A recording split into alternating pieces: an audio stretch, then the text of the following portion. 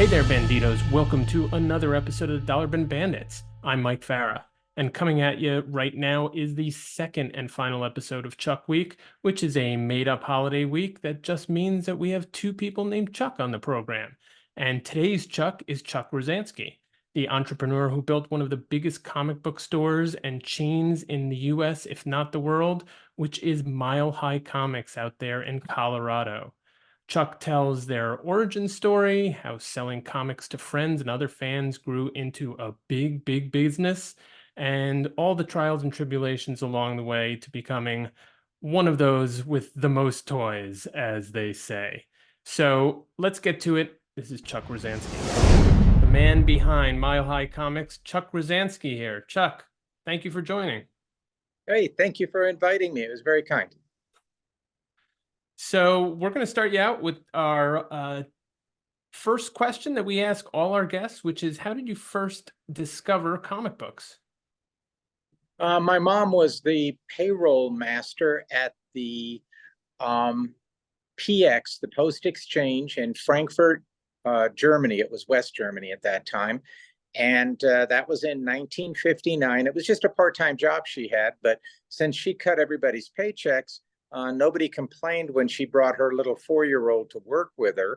And I couldn't speak English at the time, but my job was to keep out of her hair. So I would sit next to the spin rack at the PX and just go through the comics one by one.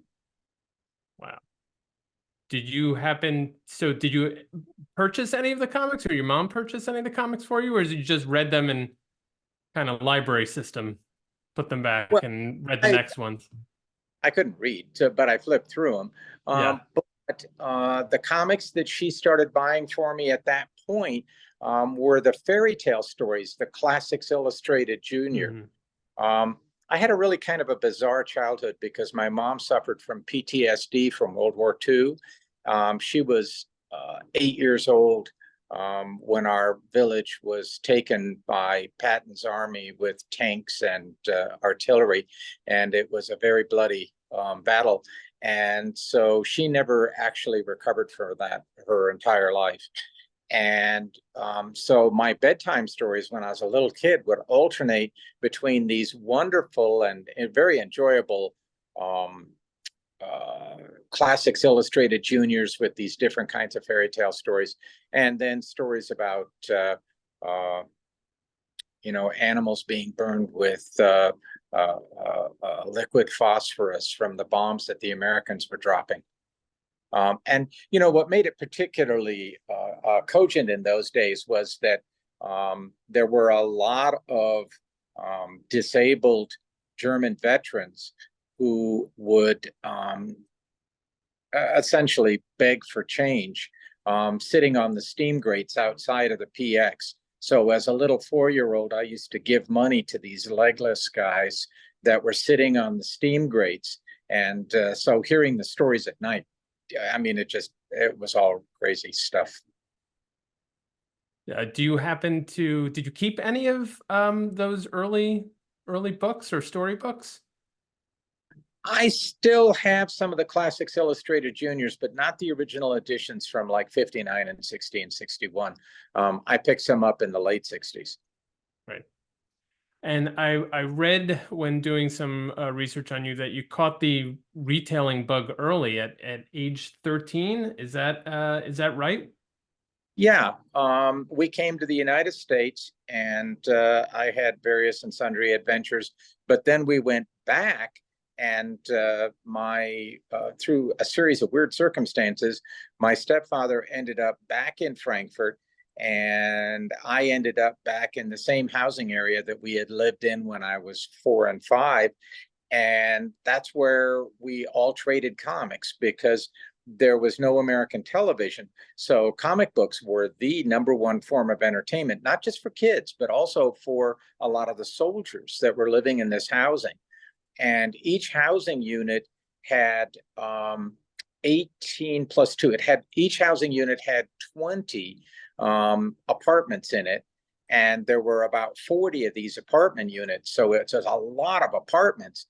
And at the commissary, which was sort of the grocery store equivalent of the post exchange.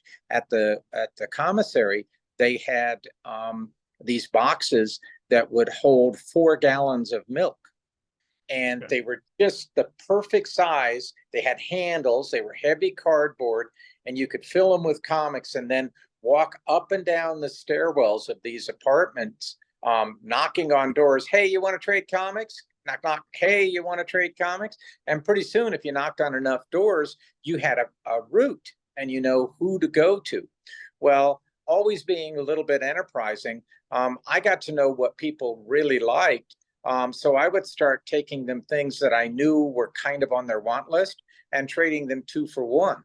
And so by the time that I left the housing complex when I had just turned 14, I already had, I don't know, somewhere around 5,000 comics that I had managed to trade up for. But only by making sure that I knew who collected what. So I would take, Richie Riches to the Richie Rich guy and make him give me 2 marbles, that sort of thing. So it was you started out in a barter economy. Yeah, but it turned into cash pretty quick.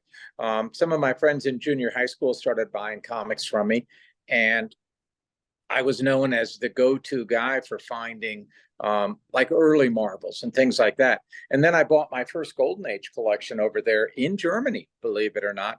And the books themselves were not complete because they were actually in great shape, and they were 1948 and 49 Marvel humor and Western books. But the lady who had kept them didn't have a lot of storage room, so she cut the ad pages out.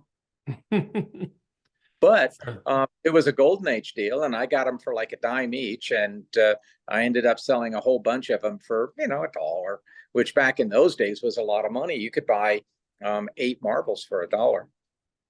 Yeah, I mean that's a healthy profit margin, especially for a kid who's enterprising, looking to make a buck, but also interested in comics. So that sounds fascinating. Well, my allowance was $1 a month.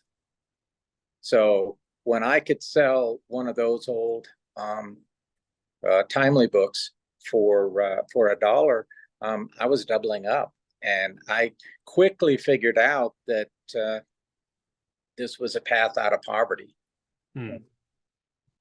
Makes sense. Could you tell me a little bit about the Colorado Springs Comics Club, how that came about, and where that was in your sort of comics journey? Sure. When I first got started, I was starting at a monthly antiques fair that was in Colorado Springs at the City Auditorium. Well, I heard from someone, I can't even remember who, I think it was someone at the antiques fair, that there was a public room in the basement of the police building across the street that was available for groups. And I checked into it and found out that, yes, indeed, there was a civil defense room, a place where all of us could go to kiss our asses goodbye if the bomb dropped. Living in Colorado Springs, that's where NORAD headquarters is. Yeah. And pretty common knowledge that we were first on the hit parade if the bad things went down.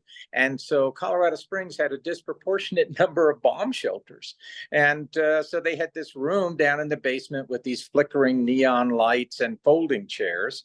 And it was available if you just asked. And so what made this viable for me was that I would be at the antiques fair on one side of the street. We would close up at 5 o'clock, and then I would haul my comic boxes across the street into the basement of the police building. And we set that up. It was sort of, there were several of us that were involved in it, but the one who was my real, I don't want to say assistant, because he was really helping me with this a lot, was Bob Conway. He was my first customer in terms of selling to a stranger, someone who I had never met before in my life. And so Bob is Mile High customer number 1, and he's still a good friend of mine. And I saw him just like about a month ago. Lives here in Denver, and still has his comics that he bought from me. Anyway, Bob and I uh, started organizing this comic club. And the key to the comic club was this great early dealer out of the Denver area by the name of Jim Payne. And Jim Payne was just about as nice a man as you could ever imagine. If you remember the old Charmin commercials and Mr. Whipple, he kind of looked like Mr. Whipple with the little pencil mustache and all that stuff. He was a relatively short man, very slight of build. But he was crazy about Golden Age comics, especially loved Bob Powell. And he had opened the first comic store in Denver in 1967, long before there were comic specialty stores anywhere else. And he didn't sell anything. He didn't sell new stuff or anything. He was purely a nostalgia guy. So he had comics. He had Big Little books. He had pulp magazines and a little bit of film stuff, but not a lot. A little bit of radio stuff, not a lot. Mostly, though, he was comic books. And so when I moved to Colorado Springs, the first thing that I did was I just browbeat my parents into driving me up to Denver and letting me meet this man, Jim Payne. And I remember the first time I met him, I bought a couple of issues of Namora, the timely female submariner type comic. And oh my God, I was just all over the moon because having real timelies with the ad pages was so cool. And but anyway, getting Jim to drive down once a month and set up in our comics show, that's really was the critical act. That was the key that made all the collectors from the surrounding area who couldn't get to Denver to go to his shop. It was so unbelievable to have Jim Payne drive down that they would show up and he would make hundreds of dollars. And I would usually make a little bit, 20, 30, 40 bucks, something like that. And Bob helped me run the programming. We always had like a little drawing and things like that. But the Colorado Springs Comic Club was one of the first comic clubs in the United States. And it continued to operate until I went away to college a couple of years later. I think Bob actually ran it by himself for a couple of times. But by then, Jim's wife had gotten just, Jim's wife didn't like comics. And Jim had 10 kids. They were a good Catholic family, and she couldn't figure out why he wouldn't want to go to, say the rosary on Saturday night instead of selling comics. And as long as I was around, he kept showing up.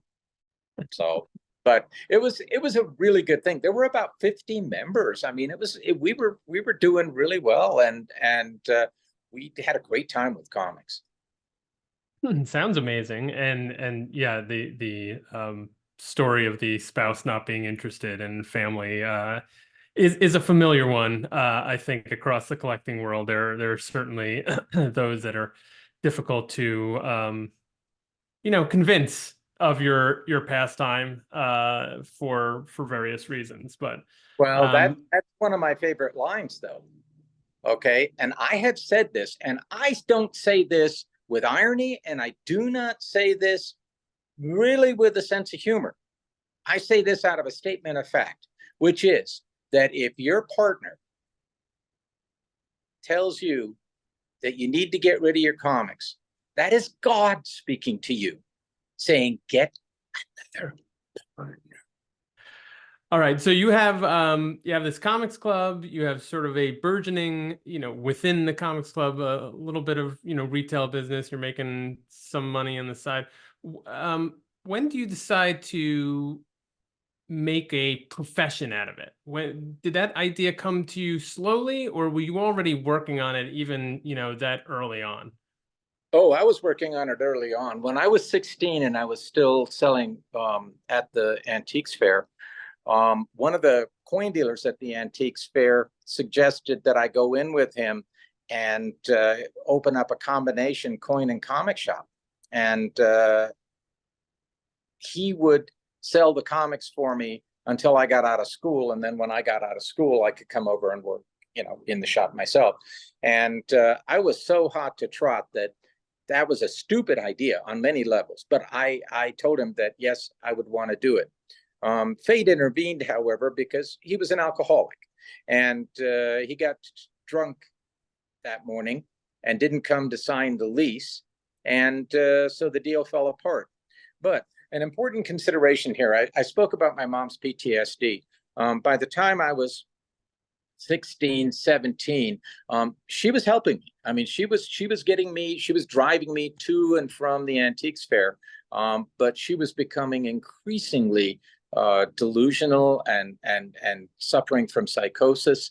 And by the time I was 17, she was institutionalized.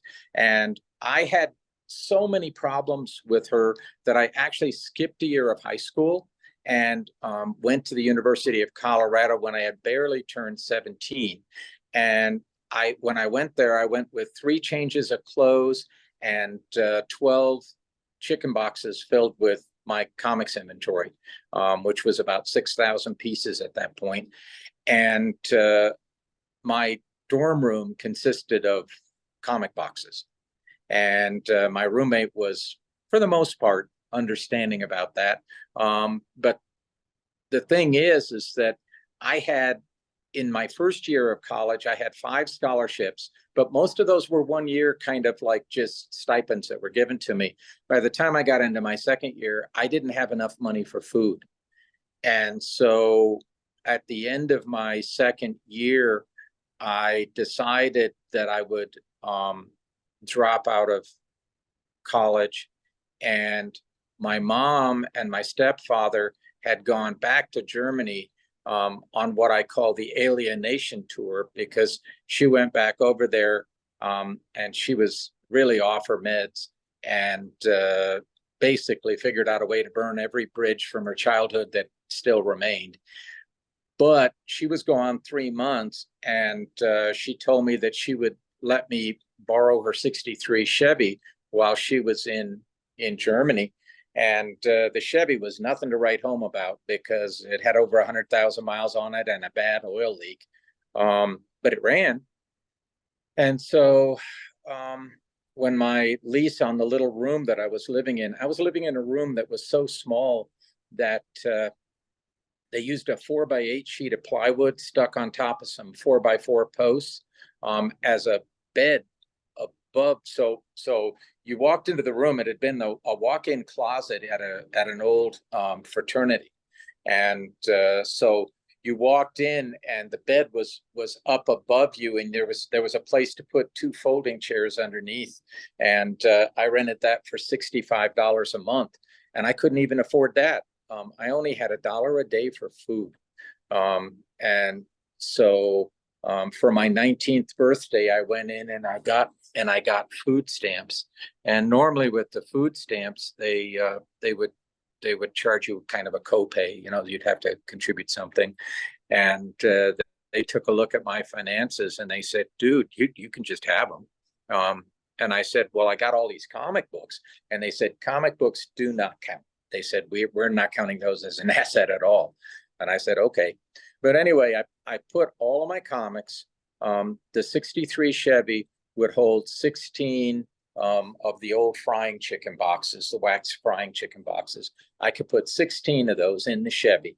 And a sleeping bag then went across those, and I could sleep on top of the chicken boxes with my head on the back of the front seat and my feet against the back window. And I lived that way for the next 4 months, going around the country selling comics. In over a period of 13 weeks, I did 11 conventions. And the last one, which was my second San Diego con, San Diego 74, I left that show with about $1,000, of which I managed to sock away 800. And when I was offered my a spot in the back room of a science fiction bookstore about 6 weeks later, I took it. And so I opened my first Mile High Comics store with $800 and 16 boxes of comics. And it was a store within a store? Yeah, well, this was an old giant brick bank building. So 4 stories Oh, tall okay. above ground, but then it had a huge basement.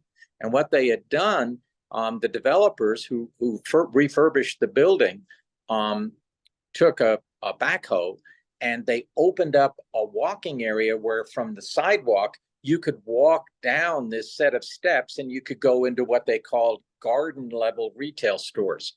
Well, this lady with way more money than brains opened up a science fiction bookstore in the front. And I went in to ask her if she would carry some of my comics on consignment. Mhm. And she offered me this little shelf. And I said, well, that isn't going to work. And she said, well, I got an idea. She said, how about if I lease you my back room?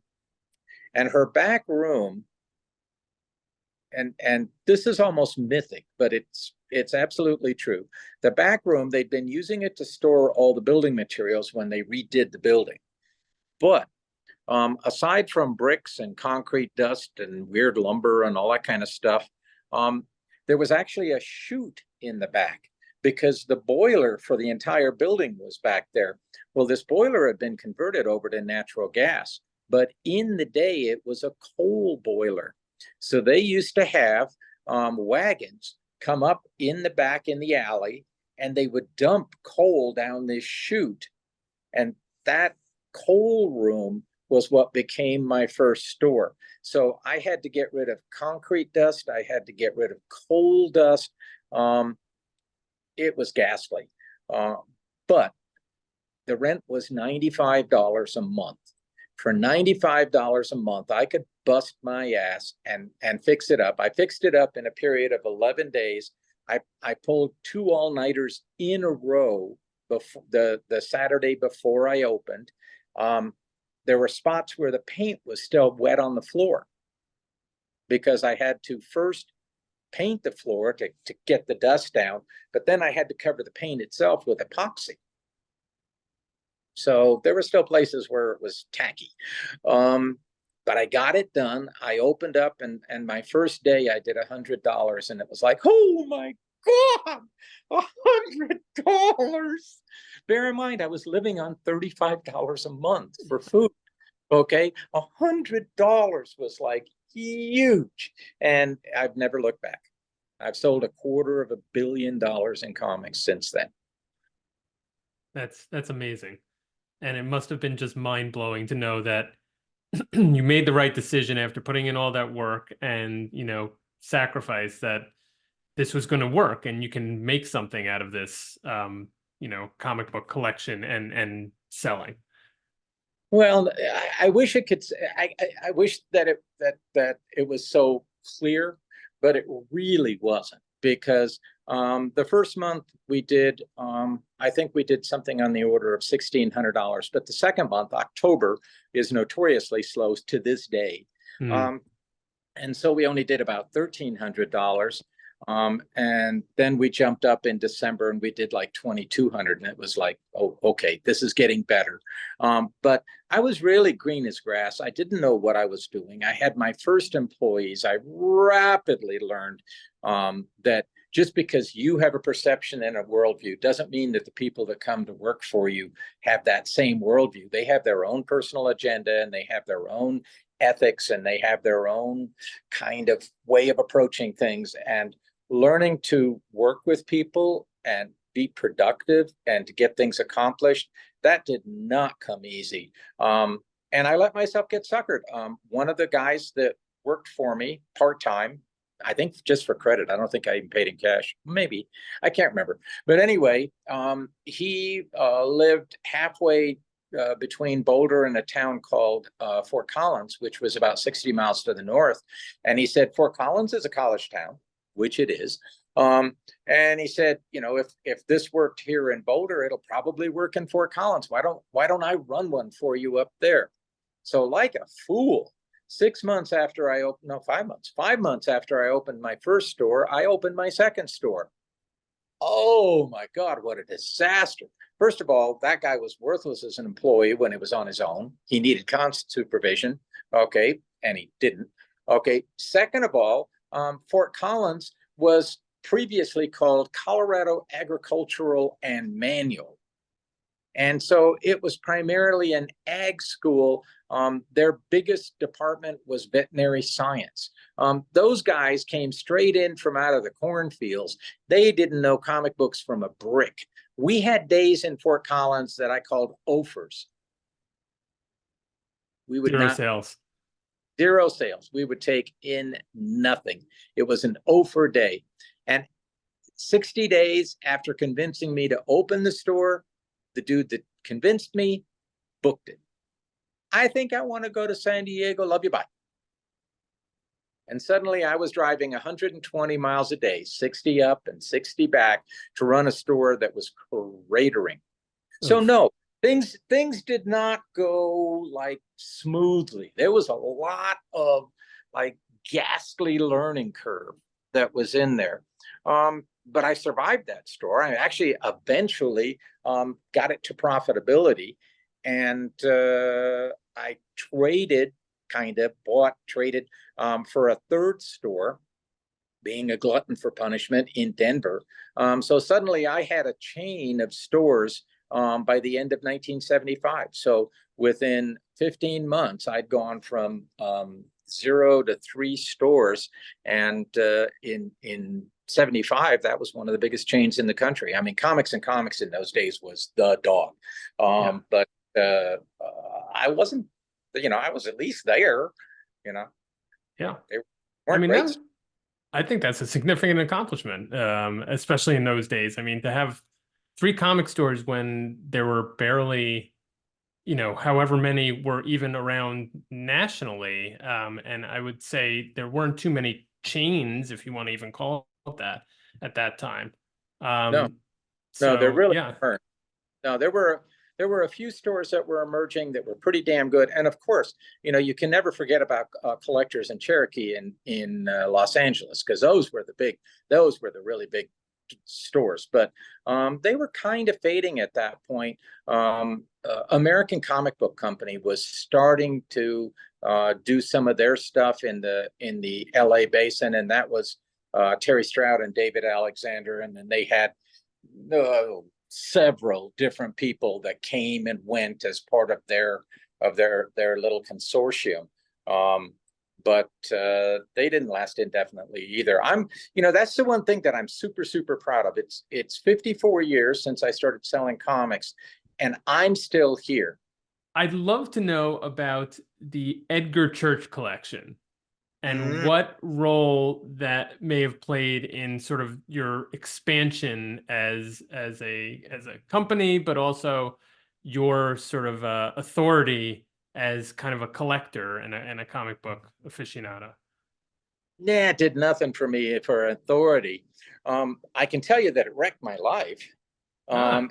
And Okay. people do not take that into account. They've got all these fanboy wet dreams where they're just coming in their drawers at the thought of seeing all these mint golden age comics. And yes, that was very exhilarating, and it was wonderful. But it's what comes after that you have to take into account. Bear in mind that when I was living in the 63 Chevy, I was eating cold cans of beans that I was buying with food stamps that I kept on the floor of the back seat, and sleeping on people's floors in hotel rooms when they'd let me. The rest of the time I had to sleep in the parking lot in my sleeping bag.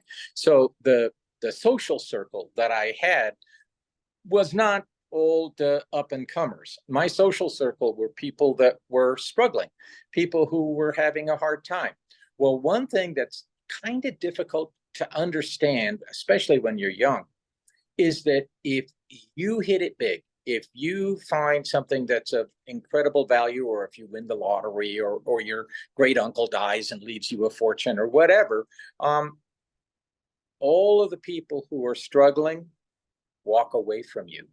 So your entire social network, all the people that you thought liked you and that you liked them, you can do whatever in the hell you want to do. It will not make a difference, because you have created a chasm between yourself and those people. And that's what happened to me.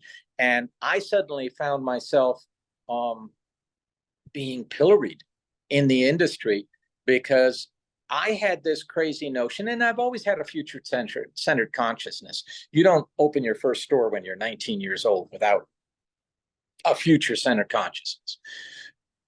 The thing about it is that what I didn't take into account, or okay, let me rephrase that. What I did take into account was that this collection of Golden Age that I found, the Edgar Church collection, was so good that it made everybody else's stock look bad. I figured this out when I went to a casual con, which was a one-day show, Sunday show, that was at the hotel that was right across from Disneyland. And it was just sort of a monthly Southern California marketplace type show. But I found the Edgar Church collection in the middle of January of '77. And the casual con was in, I think, the second week of February. And so I drove out there with some boxes of the Edgar Church books, and I did $4,000 in the hallway. I mean, holy shit. And then I did $100 for the rest of the show, because all the dealers spent all their money with me. Now, my training is in finance, and there's a concept in finance called transactional velocity. And transactional velocity is fueled by the money supply.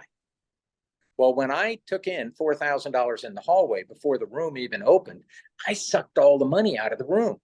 And so dealers who normally would have been buying and selling with each other and trading and doing this and doing that were all sitting on their hands. They had a few of my beautiful books sitting on the table in front of them,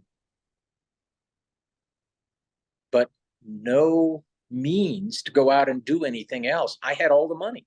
And so I was like, no, I'm not going to do this. So when I finally put out a catalog 4 months later in June of '77, all of my prices were at guide and a half, Overstreet and a half. And oh boy, you know, that would be like going around today with a sign on the back of your car that says, no, I don't give a shit about your dead guy on a stick. Keep your religion to yourself. That's the kind of reaction that I got, that kind of vitriol of, oh my God, how dare you charge more than Overstreet? Well, that was the moment at which I became the Antichrist, to coin a phrase, and made my pact with the devil, to coin a phrase. But I also didn't wreck the market. Those books, which I dribbled out, became highly, highly desirable, but they didn't overwhelm the market. And there's a guy that used to run the all of Jeppy's Golden Age sales, John Snyder. And John was the first one who came to me and actually told me what I had done and knew what my plan was. And I said, golly, John, you done figured it out. Yep, I done got him out there and I generated some working capital, but I did not, pardon my French, fuck over everybody else in the business in one go, which I could have done. Yeah. See, that's the thing, is that, you know, that whole bullshit about great power and great responsibility and all that crap. Well, actually, there's a touch of truth to that. When you're a market leader, you have to lead, and you have to make sure that you don't hurt other people. I spend a huge amount of time not hurting other people who then treat me like shit and really say bad things about me. And okay, that's the way life goes. Okay, I'm almost 70 years old. I'll be 69 next month. And I've got millions and millions and millions of dollars. So, like, I don't fucking care. I don't care. But I'm not going to change who I am. I'm not going to go out there and screw over other people just because I can. And that kind of, I don't know. sociopathic behavior is something that I found is really common in this business, but not for me. You may not like me, you may not like what I do, but I've really worked hard not to hurt you, whether you know it or not.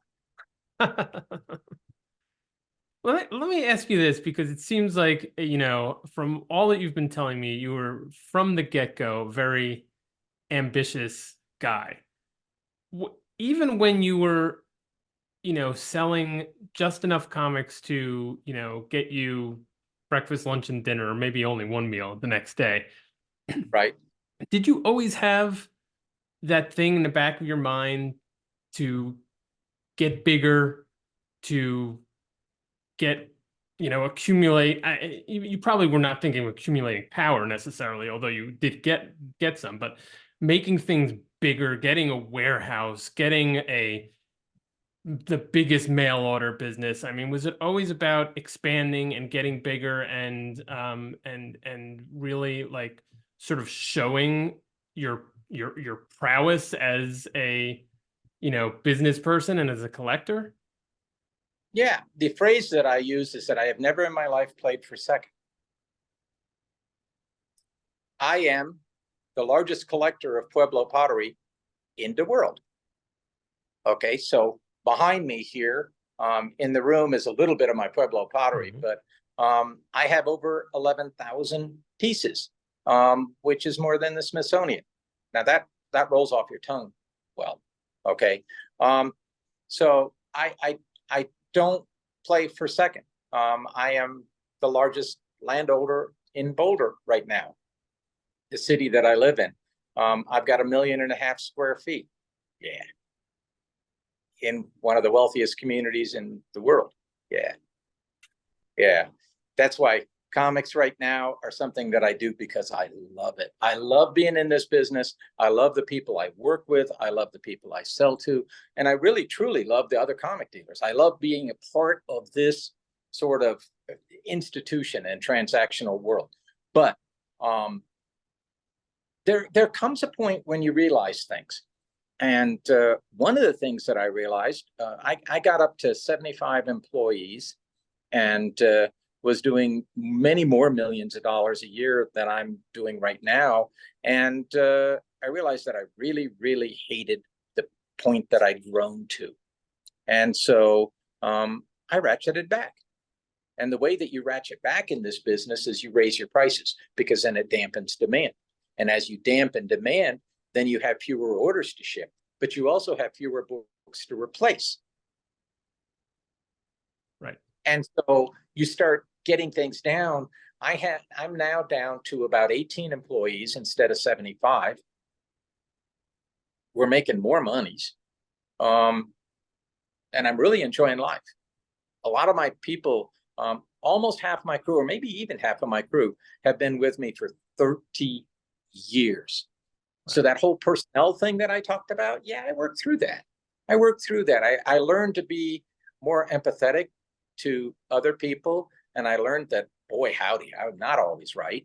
And I learned that, sometimes, even though other people's worldviews are not the same as your own, they can be just as valid. And the most important thing is that if somebody is kind enough to work with you and to help you move your dream forward, that you really got to be good to them. And you got to do everything you possibly can to not only take care of them, but to protect them. And that's what I've tried to do here at Mile High Comics. And that's why we have such a great team. And we all work together. And oh boy, sometimes we squabble. But so what? Every family squabbles. And that's what we have here at Mile High Comics, is a family. And I am so blessed because yeah, they make me look good on my bad days, and there's more than a few bad days. But I do come in, like I said, I'm turning 69, and I still come in 7 days a week, at least when I'm around here.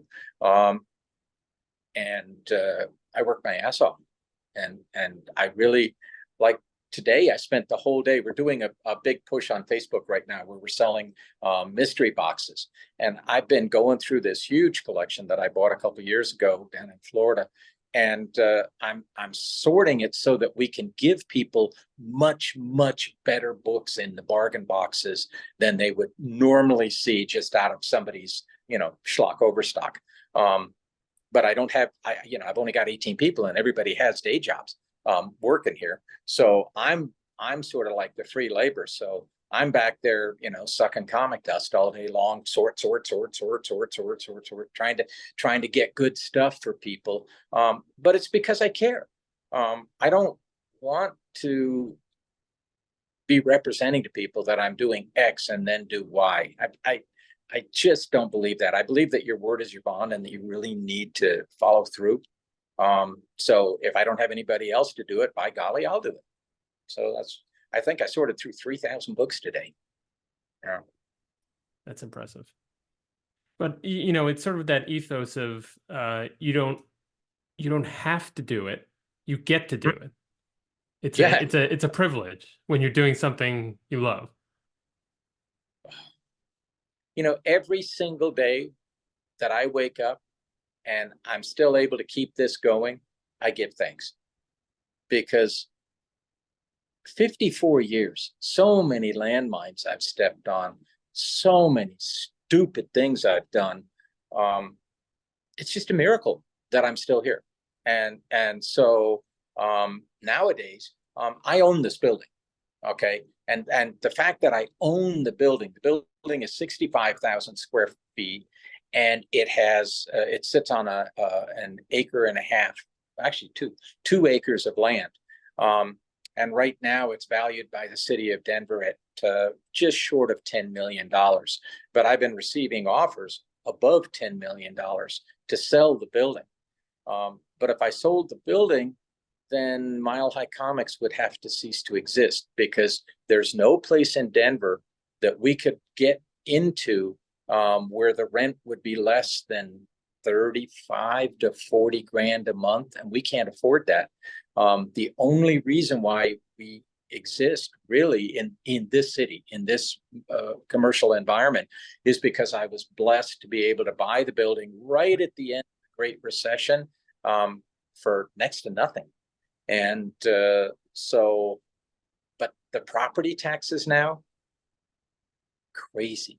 The property taxes are $180,000 for this year. And so that's my big nut. If I don't make that 180 grand, then I got to sell everything and shut it down, because I can't keep it going. And so my staff is acutely aware of this. And so they work with me on it. And we made it last year. Last year it was 154,000, and we made it with about 4 hours to spare. Little close.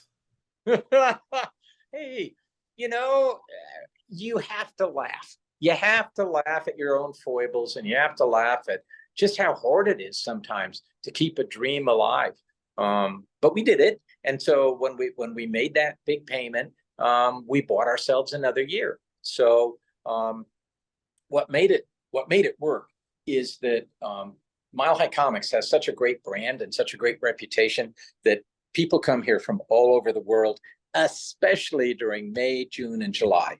And our property taxes are due at the end of August. So if we get a good summer tourist season and people come in and buy all the stuff that we've been accumulating over the winter, because we buy every day. I mean, there are days when we buy 20 collections in a day. I know my people looked at more than 20 today, but there's always these delusional people that come in that want like more than eBay. And it's like, why in the hell would we pay you more than eBay? I mean, that's moronic. But people don't understand economics. I mean, you can't assume that they do. But the one thing that this building has is this incredible capacity to bring in great comics. Day before yesterday, a lady walked in with a box of comics, had a Batman 4 in there. And, wow. She was looking for a couple $100, and she walked out with a lot more than that. And so this happens to us all the time. We probably, I would say, weekly, we average 6 to 8 collections a day that we buy. And they're soup to nuts too, because I know the biggest collection that Will bought today was Funko Pops. And we sell Funko Pops like crazy. They contribute minimum $500,000 a year into our revenues. So they cover a lot of costs for us. But he bought a big collection of bronze today too, Bronze Age comics. I think he bought like 3 long boxes of Bronze Age comics. There was a Spidey 252, New Middies 98. I mean, just, stuff in that range. Yeah. I mean, yeah, it's amazing the sort of resiliency that a business such as yours has to have, especially with the main industry, comic books, being so changing so much, right? There's been a lot of ink spilled over the changing nature of the industry and all those kind of things. Have you kept up with that, or is your business sort of and your interest sort of immune to anything that's happening with, I guess, modern comics, because you're mostly buying collections of older things and your buyers are from, are mostly interested in the older stuff?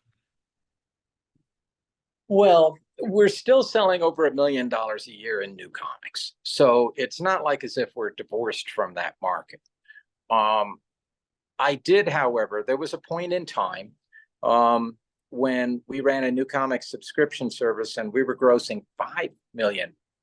Mm-hmm. And I looked at the margins and I looked at people who were coming along who were wanting to sell new comics at 30 and 35 off when the margins were already starting to shrink. And this is before the distribution breakup and right. all the difficulties that have happened with that. But I took a look at that margin shrinkage. And I looked at the fact there was one, I came back from one San Diego con where I had done really well. I grossed 120 grand. And every cent of that money had to go to Diamond for my next 2 Diamond bills. And some of it was stuff for the con, trades and things like that. But a lot of it was just my new comics. And I looked at what I was laying out, which was an average of 45,000 a week. And I said, this is batshit. I don't want to do this anymore. This is a gerbil wheel where I'm running faster and faster, and I'm making money for my landlords, and I'm making money for, Mr. Jeppy, okay? And I'm making money for the creators and the publishers. But at the end of the day, between the labor cost and just all the little ancillary things, the damages that you don't notice, and the freight costs and this and that, it became a non-viable business. So I completely changed my business model after I bought this building. And I said, we're going to become primarily secondary market resellers. And so we're going to be sort of like the world's biggest antique mall where we own everything in it. No consignments, no rented out cases. Everything in the building is ours. And everything that walks in the door that people want to sell to us is ours. And by doing that, we created this enormous nexus. And it was very expensive to set up. We had to go through some very lean times in order to get this to work. But now, if somebody has a collection of Transformers or a collection of Funko Pops or a collection of Barbie dolls or whatever, anything that's pop culture related, the odds are good that they're going to bring it into us. They can try selling it on Craigslist. They can try selling it through Facebook Marketplace. They can try selling it on eBay. Good luck, okay? Because you're going to run into all the same peckerheads that we deal with. And a lot of those folks are ethically challenged. I'm going to be kind. They seem to have a hard time. I don't think they would recognize an ethic if it bit them in the butt. By coming to us, people either get expediency or they get ease of transaction. And we find that we get enough collections that way that we get some really cool shit in here. And, I said earlier that I started off really poor in life. Well, I have my pottery that I buy. Okay. But you go past my pottery, I spend money on nothing. Okay. I give money away. I do a lot of charitable work. But basically, I live on dirt and air because you know, old t-shirts and jeans and, you know, my same Converse that I was wearing when I was sleeping in the car.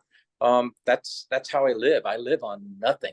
So money means nothing to me except to the extent that it allows me to do really cool shit.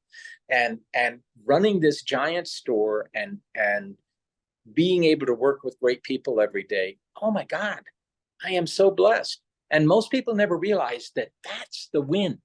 It's not about the money. It's not about really owning stuff.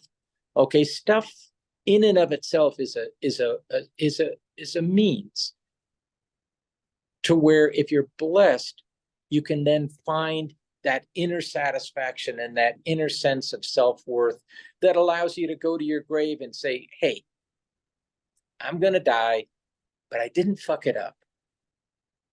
Most people can't say that. That's the biggest thing that hospice nurses say, is that people in their final moments have all these regrets about what they wish they would have had the courage to do. I don't have any of those regrets. If I wanted to do it, I tried it. I got smashed down a few times, but I tried it. And obviously, I mean, I won. But, you know, could I lose tomorrow? Could it all be gone tomorrow? Yeah. So at least today, right now, I won. Well, that's a great outlook, I think, on life and what you're, yeah, you want to die with no regrets, ultimately. I think that's the way to live. And I think you're doing it. So, I have plenty of more questions, but I want to be respectful of your time.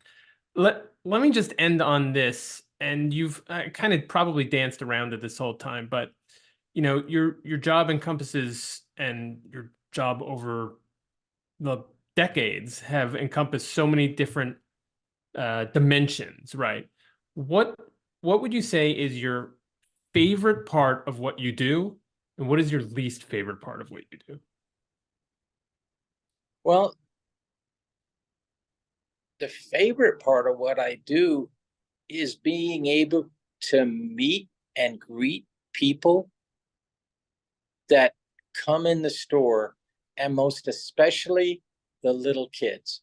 Remember, going way back, my childhood was not good. Okay. Mm-hmm.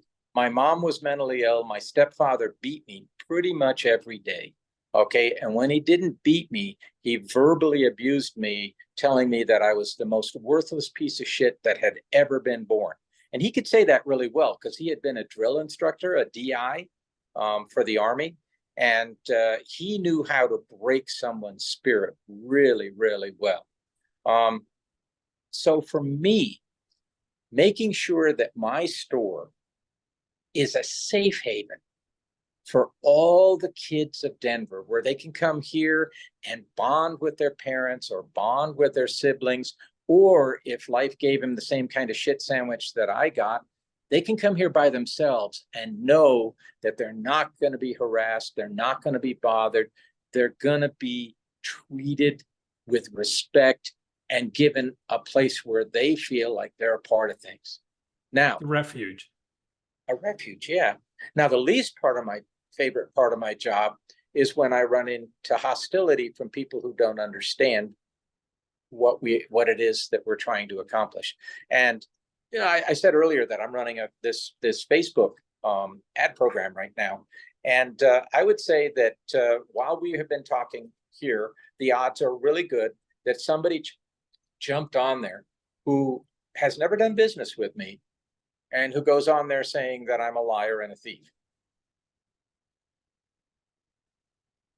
So my least favorite part of the job is having to react to that by, with Facebook, it's really easy. You just disappear them, okay? But in the real world, people don't just disappear. And so you've got people who have no clue as to how you think or what you're trying to accomplish or what your goals are. And they put you in this preconceived box that they have, and then usually put a whole bunch of hate on top of it. One thing we haven't touched on, and this is something I'm pretty sure you're aware of, most people are, is that I identify as transgender, and that within the transgender spectrum, I fall in a category called gender fluid, which means that most of the time I present just like this, boy clothes, but a lot of times I present in girl clothes. And so as a drag queen and as someone who dresses in female attire, I get a double dose of nastiness. And now it's even being sanctioned on a national basis. They're passing laws against people like me. And so dealing with that kind of crap is not any good. And so when you have these vitriolic people within the comics world who don't like me just because I'm breathing, then you throw a nice dose of wearing dresses on that, and holy hell, things can get really mean and nasty fast. Yeah, that's not exactly my favorite part. So yeah, I would go there. But you know what? Harvey Milk said we will never ever go back into the closet, and that hope remains eternal. And I feel that by being out and by not ever being afraid, and by being willing to let people who hate go somewhere else, bye, love you, but if you can't accept me as who I am and what I am, well, then you got to go. And that's both as a business person and as the gender identification that is me. I will live my truth, okay? And I will go to that deathbed with no regrets. How about you, bitch? I think that's a great note to end on, personally. Come full circle.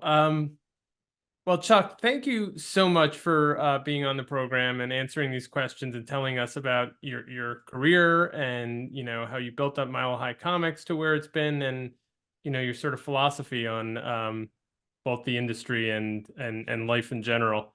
Do you have you have this big Facebook campaign going on? Is there anything else you'd like to tell our fans, or where can our fans sort of follow you? Obviously, milehighcomics.com. Anything else you want to impart?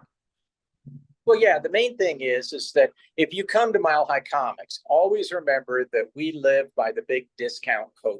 It's just a part of our persona. When you take a look at our website and you say, "Oh my God, he's charging these insane prices," well, yeah, but take the insane by half. Okay, they're still insane. But my prices always have a code word with them, and if you look on the homepage of our website, it shows you what the code word is. So don't be telling me you don't know, okay? Because it's right there on the goddamn homepage, okay? So that it's easy. But just to diverge 1 second. J.C. Penney's, okay, they hired a CEO about 10 years ago who said, "We're getting rid of all those discounts. We're going to go to flat price." I remember this. Yeah, it took him like 18 months, and they were like chapter 11. Yeah. All right. They fired his ass, went back to doing their discounting like they'd done for many, many years. Mm-hmm. And lo and behold, now they're at least off of life support. Okay. Right. Well, I'm not going to change my crazy discount code words. That's just something that I started doing back in the early 80s. And they work for me. Okay. I don't get rich, but I don't get poor. And so, but I will say this, every single day, no matter what, our inventory gets better and the store gets better one way or another. And so when we unlock in the morning, there's a store. When we lock up at night, there's a better store. And that's our number one rule. And so even if you visited the store here, 2, 3, 4, 5, 10 years ago, it's a lot different, and it's in many regards a lot better now. So, come visit us, give us a chance. If you come to the store though, be sure and ask if I'm around, because I love meeting people. I like talking to people who otherwise are sort of these disembodied, in the old days it was mail order, now it's with the online. I don't like that disembodiment, that distancing. I like to meet people and I like to say hi. And as this interview has certainly shown, I am incredibly forthright. I don't pussyfoot around. I don't dance around things. Okay, you want to hear the unvarnished, raw truth, you're going to hear it from me every time. So if you like it, great. If you don't like it, well, great. I don't really give a shit one way or another. Okay, I'm marching to the grave. You're marching to the grave. Just marching to a different song. That's all. And we're back. If you didn't know Chuck before, I think you have a pretty good idea for what and who they are. They're an open book. They don't hold back on any topic. And it's really kind of refreshing to hear that kind of perspective. You may also know that they were recently involved in a car accident and are still dealing with the health effects from that. So we wish Chuck a speedy recovery and hope that they're back to buying comics, selling comics, collecting Pueblo pottery, all that good stuff very soon. Thanks, Chuck, for being on the show. Thanks to all you out there for listening, watching, and for, of course, rating, reviewing, and subscribing. You guys are the lifeblood of the show, and you know we can't keep growing without you. So please get the word out there about the Dollar Bin Bandits. And as always, we'll see you next issue.